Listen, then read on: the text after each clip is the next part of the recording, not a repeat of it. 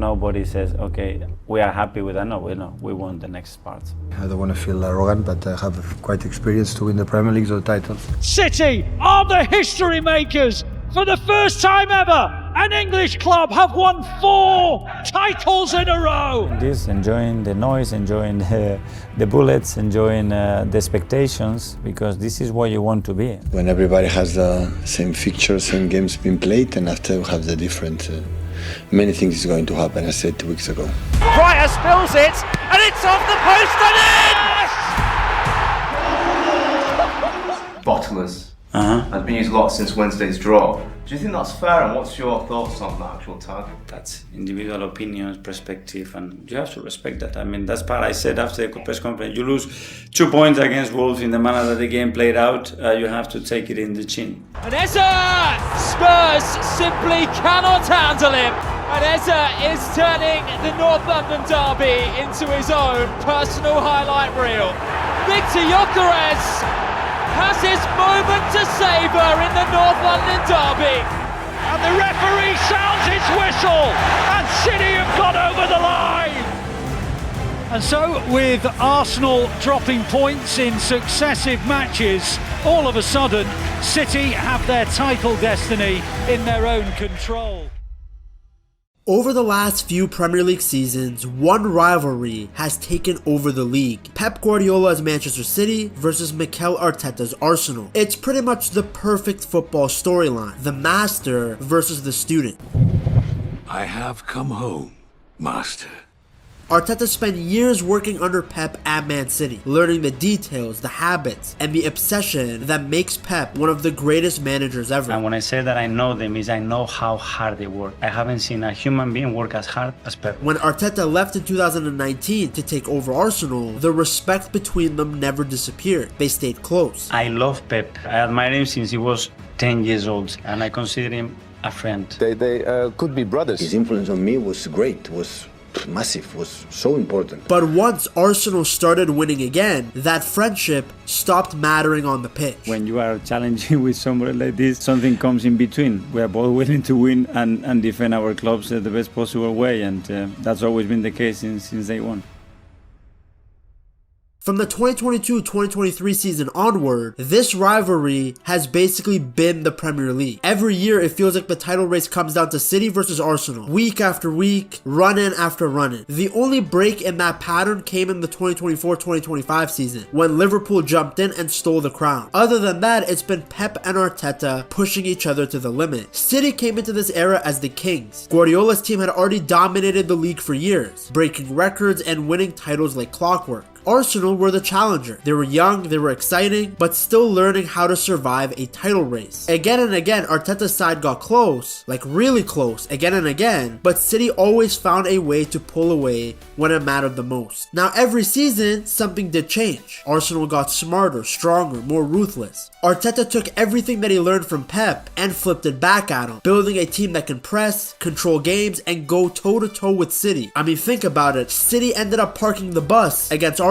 By now, there's no clear favorite anymore. City are still a machine, but Arsenal finally look ready to beat that machine. Arteta is trying to escape the shadow of his mentor, and Pep is trying to stay one step ahead of his best student. Two teams at the top of the league, forcing each other to become better and better every single year. But to really understand how we got here, we have to go back to when it truly began. The 2022-2023 season was the moment Arteta's Arsenal stopped being a nice story and became a real problem. This was the year they officially entered the title race, and the year that the Pep vs Arteta rivalry truly kicked off. Arsenal were coming off a 5th place finish the season before, but in that new season, everything felt different. Their football looked a lot sharper, and the squad as a whole looked braver. Arteta also meant business, as seen from his summer signings that year. He went straight to his old club Manchester City and brought in Gabriel Jesus and Zinchenko, two players who had already won titles under under Pep Guardiola. He wasn't just signing these guys for their talent, he was signing them for their mentality. Jesus and Zinchenko knew what it took to win a league. They knew Pep's standards. And suddenly Arsenal had leaders who understood what a title race actually feels like. From the very start of the season, Arsenal flew out of the blocks. They played this fast, confident football. I think you can make an argument even to this day, they haven't played as nice as they did in the beginning of that season. They had so much energy, they were brave in possession. You could see Pep's influence in the way they built up the play, with Zinchenko stepping into midfield from left back. Arsenal got to the top of the league early and stayed there. Week after week, they just kept winning. At the same time though, City had made a signing that completely changed the league. Erling Haaland. From day one, this guy was unstoppable. Goals every week, breaking records constantly. By the end of that season, he had scored 36 league goals, the most ever in a single Premier League campaign. City hadn't just added a striker to their team, they had added a literal cheat code. Still though, for most of the season, Arsenal were ahead. By January, they had built what looked like a comfortable lead, close to a 10-point gap. It felt like the apprentice might finally beat the master. Arteta's stars, Saka, Odegaard, Martinelli, they were playing fearless football. They didn't look scared of anyone. Now there were some warning signs. In January, City knocked Arsenal out of the FA Cup with a 1-0 win. It wasn't a title match, but it felt kind of symbolic. Pep still knew how to hurt them when it mattered. Then came February. The hype was huge, and City delivered a cold reminder of who they were. Oh, and that's a terrible back pass, and City will score, and it's incredible. And now Grealish,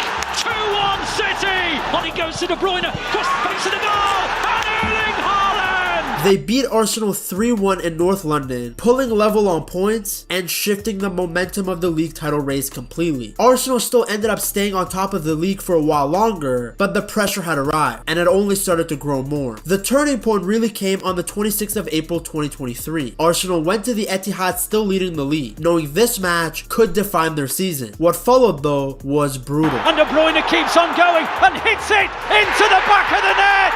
What a sensational goal! On to Haaland, 4-1. De Bruyne now in the penalty area, and that is the end of the night for Arsenal. City didn't just win, they bent them over and spanked them. A 4-1 destruction with Kevin De Bruyne controlling the game. Haaland bullied their defense, and Pep's tactical tweaks, like John Stones stepping into midfield, put City in full flow, and Arsenal had no answers. That was the night where the title slipped away in real time. Because after that, Arsenal's confidence completely cracked. They won just 3 of their final 9 games. Draws turned into defeats. Small mistakes became costly, and you could feel their inexperience. Meanwhile, City went into full machine mode, winning every match. You know the typical City run, they just win 17 games in a row. By the end of the season, it was over. City finished champions again, 5 points clear. Arsenal finished second. Close, but not close enough. For Arsenal fans, it hurt. They had led the league for most of the year. They had played some of the best football in the country. But when the pressure peaked, Pep City showed why they were champions. City beat Arsenal home and away in the league, and that 4-1 Etihad win completely crushed any title hopes that the Gunners had. Still, this wasn't failure for Arsenal. It was a lesson. Arteta had taken them further than anyone expected. He had pushed Pep harder than any rival that season. And most importantly, he now knew exactly what still separated Arsenal from City. It was depth, experience, and calm in the big moments. The master had won this round, but the apprentice had arrived. If the 2022-2023 season was Arsenal announcing themselves, then the next season proved this rivalry wasn't going anywhere. This wasn't a one-off title push anymore. This was the new Premier League reality. Pep Guardiola versus Mikel Arteta. There was no margin for error. Arsenal came into the season knowing exactly what they were missing, and they had spent big to fix it. The headline move was Declan Rice, brought in for a club record fee. He gave Arsenal something they didn't have before: control, physicality, and calm under pressure in the middle of the park. They also added Kai Havertz and Jurrien Timber. The message was very clear. Arsenal weren't rebuilding anymore, they were hunting the title. Manchester City had made some changes too. Ilkay Gundogan had moved on, but City brought in Joško Gvardiol, one of the best young defenders in the world, and then added dribbling and pace with Jeremy Doku. Even with these changes, no one doubted that City would be right there again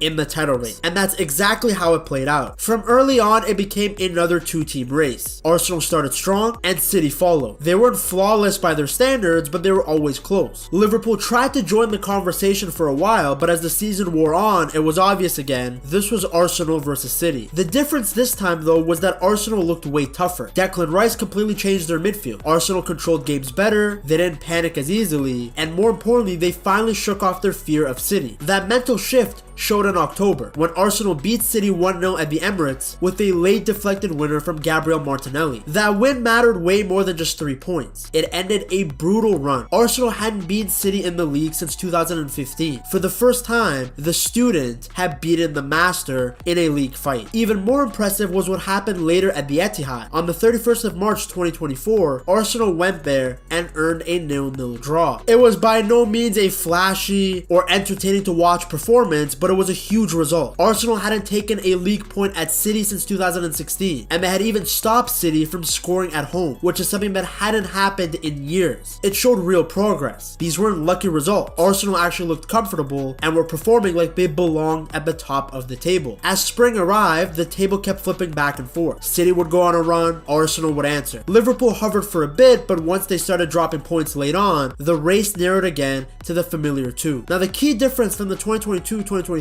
season was that Arsenal didn't collapse. They kept winning. They handled the pressure better. They didn't fade when things got tight. It's just the problem was City also kept winning. So when it came down to the final day, Arsenal had done everything they could. They had won. They finished on 89 points, one of the best seasons in the club's history. In almost any other year against any other team, that would have won them the league. But City finished on 91 points. While Arsenal had kept winning, so did City. They didn't collapse. They didn't make any mistakes. It was just City being City. Pep's side handled the pressure one more time. It helped that De Bruyne came back in the late half of the season and just took over. Players like Julian Alvarez stepped up. Haaland didn't match his freakish numbers from the season before, but he kept scoring as well. And of course, Phil Foden had one of the best individual campaigns. For Arsenal, once again, it was brutal. They had gone toe-to-toe for 38 games. They had beaten City, they drew at the Etihad, but it still wasn't enough. The one thing that was undeniable though was that Bees were the 2 best teams in England by a distance. Third place wasn't even close. No one else pushed 90 points. It was Arteta versus Pep every single week. Now Pep had won again, but barely. And as painful as it was for Arsenal, it felt like something was building. 2 straight seasons of falling short, both against the same man. The question was no longer if Arteta could beat Guardiola over a season, it was when. And that's what made what came next even more interesting. You see, after 2 straight seasons of Manchester City versus Arsenal running the league, the 2024-2025 season changed everything. Because for the first time in this rivalry, neither Pep nor Arteta lifted the trophy. Instead, the Premier League had a surprising winner, Liverpool. It was a reminder of something very important. If City and Arsenal even slightly drop their level, someone else will punish them. Liverpool's title win caught a lot of people off guard. I mean, it was their first season under Arne Slot, and instead of a slow transition that people assumed would happen when Klopp leaves, these guys hit the ground running. They were consistent, took the lead early, and just never slipped up. Liverpool finished the season on 84 points, winning the league. Arsenal finished second, and Man City dropped all the way to third. It was one of the worst seasons in Pep's career. Now, just to put it back into context, Arsenal had finished on 89 points the season before, City with 91. But in the 2024-2025 season,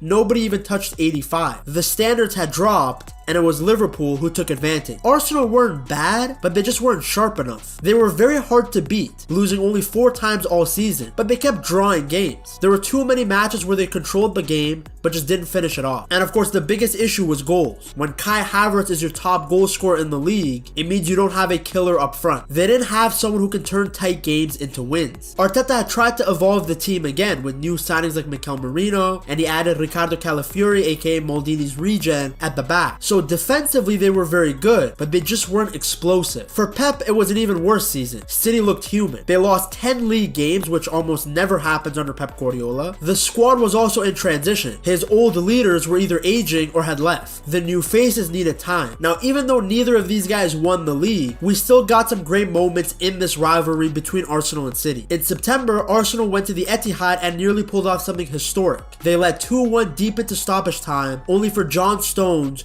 to score in the 98th minute and steal a 2-2 draw. It was brutal for Arsenal. I mean, Haaland threw the ball into Gabriel's head, but it was also proof of how close their games had become. Then came the 2nd of February 2025. At the Emirates, Arsenal didn't just beat City, they spanked them. Kai Havertz and Odegaard! Partey shoots the flex and then Lewis Skelly took it in his stride well and shoots! They score! Oh, what a goal! Oh, it's Lewis Skelly's first goal for Arsenal! Kai Havertz! There's the goal! A 5-1 demolition, one of the heaviest defeats of Pep's Premier League career. For Arsenal, everything just clicked. The pressing, the movement, the confidence they played with. I mean, look at Miles Lewis-Skelly's goal from that night. It showed how fearless Arsenal were. For that one afternoon, the apprentice didn't just beat the master, he embarrassed them. Despite that win though, Arsenal couldn't keep up pace with Liverpool over the full season. City couldn't either. Arsenal actually finished above City in the table, the first time Arteta had done that over a full campaign, but there was no silverware. For Arsenal, it was frustrating. For City, it was humbling. For both managers though, it was a warning. The Premier League had reminded them that dominance isn't guaranteed, and as the season ended, both clubs knew that changes were coming. Arsenal needed goals badly. City needed energy and control back. The student and the master had been both knocked off the summit, and that only made the response inevitable. It meant that heading into the 2025-2026 season, Pep and Arteta were coming back angry. As the new season kicked into gear, the same story appeared again. Pep's Man City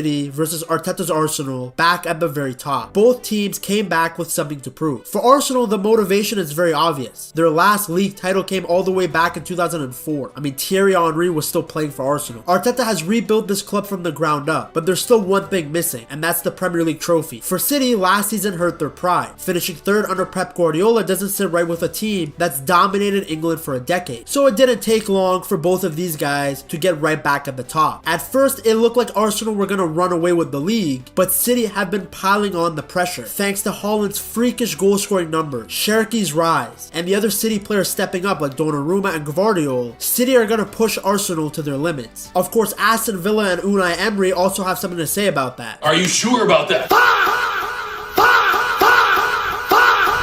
Villa have gone on a ridiculous run and are right there in the mix. But as strong as Villa are, most people feel like it won't last. They feel like it's another season of City and Arsenal competing at the top. This new look Arsenal team is the best one we have seen under Arteta. Defensively, they have never been better. Even when Saliba and Gabriel have been injured, players like Mosquera and Hincapié have stepped up. They are one of the best defensive sides in all of Europe, not just the Premier League. Their midfield is now the strongest it's ever been, thanks to the arrival of Martin Zubimendi and Eberechi Eze. They can run a lot of different combinations, so it's not just Declan Rice and Martin Odegaard anymore. Add in the fact that Rice is playing at an elite level, and this team looks unstoppable. I mean, seriously, Rice can go down as the player of the season this year. That's how good he's been. Tactically, Arteta has also grown. He's still, of course, influenced by Pep, but he's more flexible now. Sometimes Arsenal dominate possession, other times they sit back, stay compact, and strike at the right moment. They're just a much more mature team now. City, though, of course, are never far away. Pep's team is really starting to click now, and they've had unbelievable momentum. Their hunger and intensity is back. You got Haaland doing Haaland-like things, bullying defenders and just scoring goals for fun. Another big boost has been Cherki. He's brought that creativity and unpredictability, not to mention clutch moments. I mean, the guy got a goal and assist away from home against a very physical Nottingham Forest side. These are the games that City pride themselves on winning. In all of Pep's interviews, he says that he feels like something is building again. Spirit is there.